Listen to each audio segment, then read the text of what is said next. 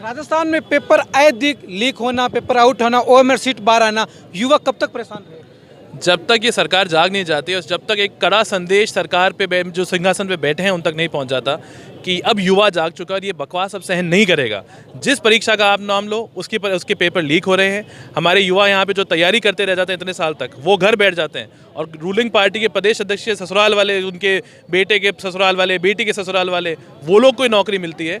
जिस दिन युवा ने, जिस तरह हमने कल जोश देखा है राजस्थान के युवाओं में, जिस दिन ये सरकार समझ जाएगी कि अब युवा जाग चुका है और ये इस तरह की हरकत सहन नहीं करेगा, उसी दिन से राजस्थान के अंदर कम से कम अगले 1.5 साल तक, जब तक ये सरकार अगर टिक जाती है, तो ये पेपर लीक का काम तभी बंद हो सकता है, अन्यथा नहीं हो सकता है।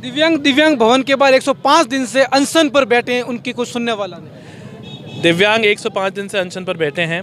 दिव्यांगों के अलावा अगर आप देखें तो हमारे यहाँ पे एक शौर्य चक्र विजेता विकास जाखड़, वो 14 दिन तक अनशन कर रहा था, उनकी सुनने वाला कोई नहीं था। इस सरकार में सुनने वाला कोई नहीं है। और अगर हम मुख्यमंत्री निवास के पास जाते हैं अपनी बात बताने के लिए, तो वो होता है जो कल युवाओं के साथ में हुआ है। तो इस तरह का शासन या तो कुंभकर्णी शासन हो और या फिर बिल्कुल ही निष्ठुर शासन हो, तभी इस प्रकार की घटनाएं होती हैं और ऐसा चल रहा है। सुनने में यह आ रहा है कि सरकार सीबीआई जांच नहीं करवाएगी, रीट को रद्द भी कर सकती है। उनको सीबीआई जांच तो करवानी ही पड़ेगी, उनके पास में ऑप्शन नहीं बचेगा।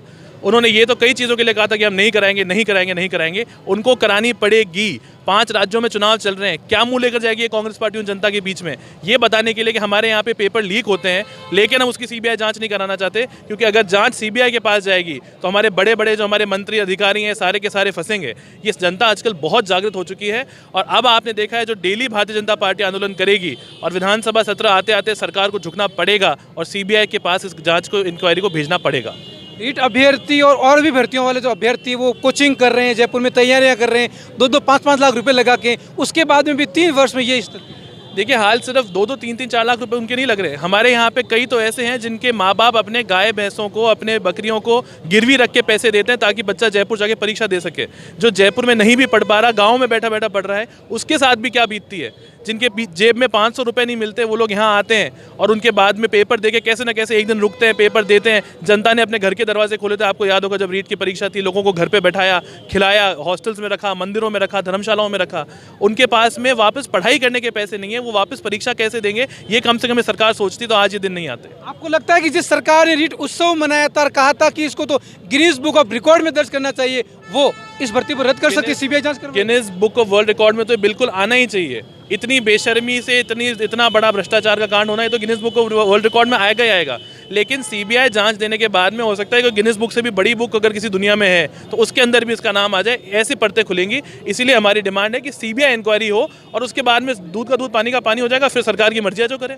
जो 50,000 रीट की मांग करें कि 50,000 पद होने से, उनके लिए आपका क्या संदेश है? देखिए, जो अभी राजस्थान के अंदर आपने देखा होगा सबसे ज़्यादा ग्रेजुएट्स यहाँ पे, हमारे यहाँ पे प्रदेश में सबसे ज़्यादा ग्रेजुएट परसेंटेज है अनएम्प्लॉयमेंट की। उसके आधार पे जितने सरकार पद बढ़ाए उतनी कम है। लेकिन सरकार की जो मजबूरियाँ हैं, जितने भी आप पद में अगर पद जितने भी खोल रहे हो, कम से कम उनकी परीक्षा तो सही से कराओ। और 50,000 की जो मांग है, मैं मानता हूँ बिल्कुल सही है। लाखों बेरोजगार जहाँ हैं, वहाँ अगर सरकारी नौकरी खुलने से 50,000 घर पल जाते हैं तो सरकार को इसमें देर नहीं करनी चाहिए। अभ्यर्थी परेशान है, हताश है, उन युवाओं को क्या संदेश देना चाहिए? उन युवाओं को ये संदेश देंगे कि आप अकेले नहीं हैं, पूरी भारतीय जनता पार्टी के सभी कार्यकर्ता, सभी नेता आपके साथ में, और आपकी हताशा, निराशा को हम किसी भी हालत में और आगे नहीं बढ़ने देंगे। और इसी से आशा की एक नई किरण जागृत कराएंगे। थोड़ी सी हिम्मत रखें और हमारा साथ दें। हम लड़ाई उनके लिए लड़ रहे हैं, वो हमारा साथ दें, तो इस निराशा को हम बहुत जल्दी खत्म करेंगे। बहुत बहुत धन्यवाद।